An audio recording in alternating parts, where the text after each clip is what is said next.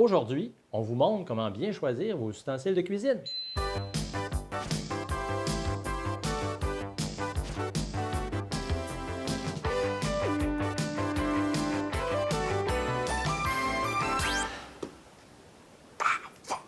Mais Pierre-Luc, veux-tu bien me dire qu'est-ce que tu es en train de faire là? Je suis en train de me faire une boule de crème glacée, cette affaire. Je pensais pas que le froid, moi, ça pouvait faire ramollir l'acier. Regarde ça, chef. Ouch! Ça n'a pas de bon sens. C'est comme le reste de mes ustensiles. Ils ont des petits spots de rouille, ils ternissent. C'est rendu qu'ils plient à rien. Bientôt, je pourrais même plus les mettre au lave-vaisselle. Va falloir que je change tout ça. Oui, tu es dû pour tout changer, mon Pierre-Luc. Mais je veux pas me faire avoir. Hé, je te comprends tellement. Si on faisait un exercice d'identification des aciers inoxydables, je suis sûr que ça t'aidera à faire une bonne sélection. Mais pas trop compliqué. Hein. Alors, tu vas voir très simple, mais il va y avoir 3 nouveaux mots à apprendre. OK. OK.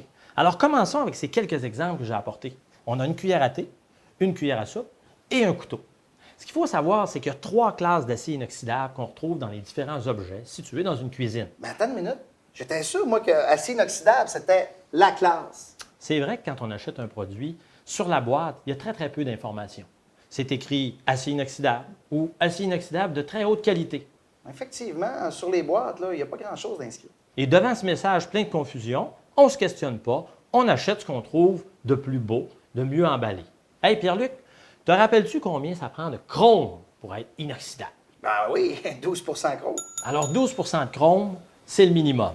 Mais selon les conditions d'utilisation des différents ustensiles, on ne devrait pas toujours utiliser le même acier inoxydable. Ce qu'il faut comprendre, c'est qu'il y a 3 classes d'acier inoxydable courants qu'on retrouve dans une cuisine.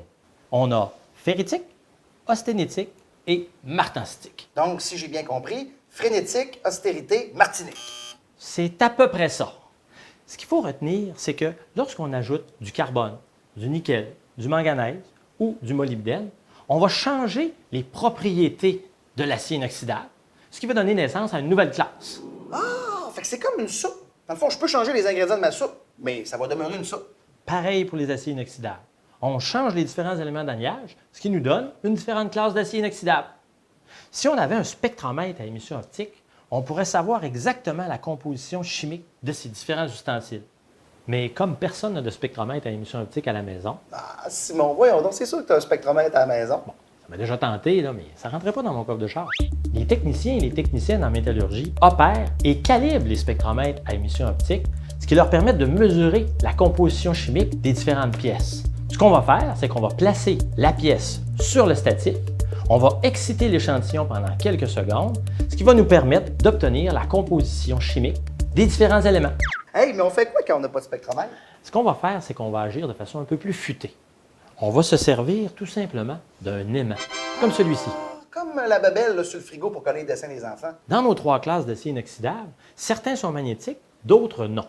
Par exemple, l'acier inoxydable ferritique et l'acier inoxydable martensitique sont magnétiques, mais pas l'acier inoxydable austénitique.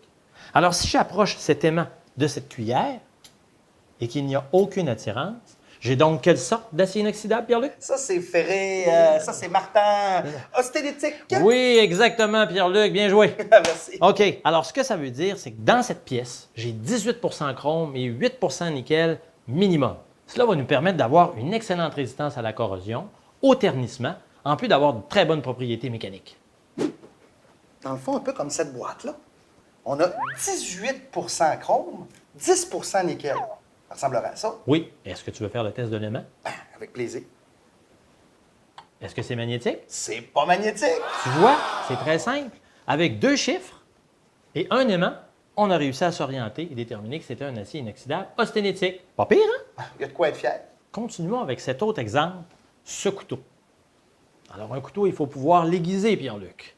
Alors, qu'est-ce que ça prend comme caractéristique? Vite de même, là, je te dirais du coupant. Du coupant. Et donc, si ça prend du coupant, comme tu appelles, il va falloir des carbures.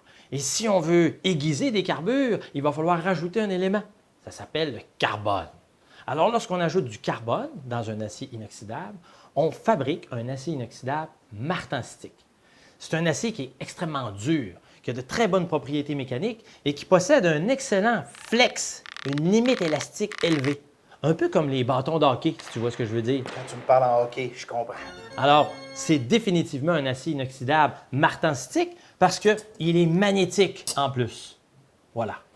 Maintenant, autre catégorie, on a ici un acier ferritique. L'acier ferritique, c'est celui qui contient juste du chrome. Alors, il est extrêmement ductile. Est-ce que ça te fait penser à une certaine cuillère? Ma très vilaine cuillère dans la crème glacée.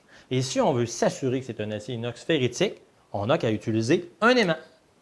Tu vois, c'est magnétique.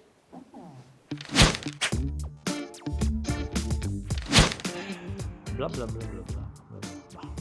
Charles de Princeville est en train de me dire « Les articles de cuisine en acier inoxydable ferritique, ça vaut rien. » Mais c'est complètement faux. Par exemple, cette poubelle ici.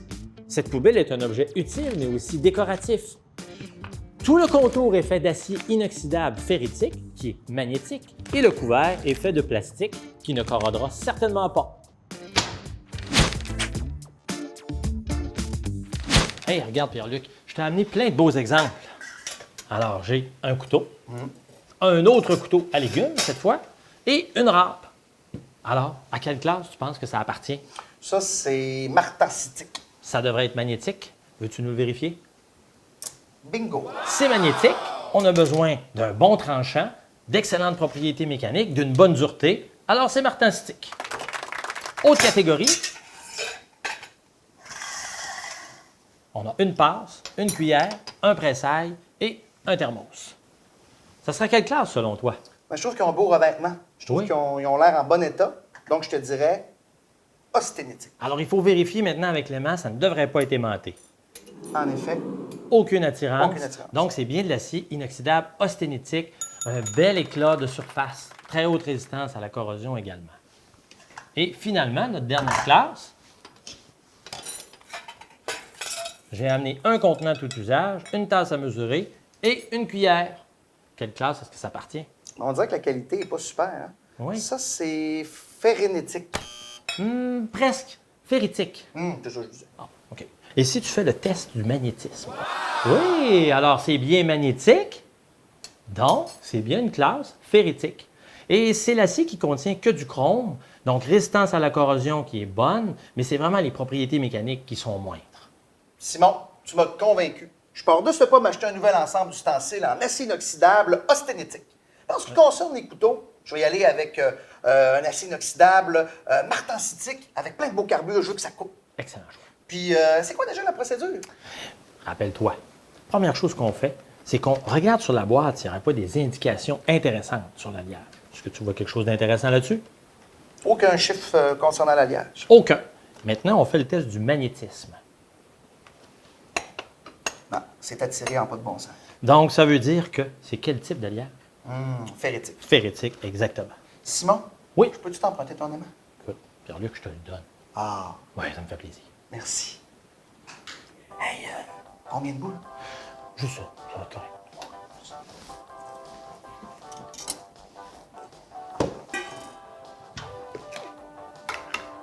Après, traite-tu ta cuillère austénitique? Oui, tiens. Vas-y, beau produit.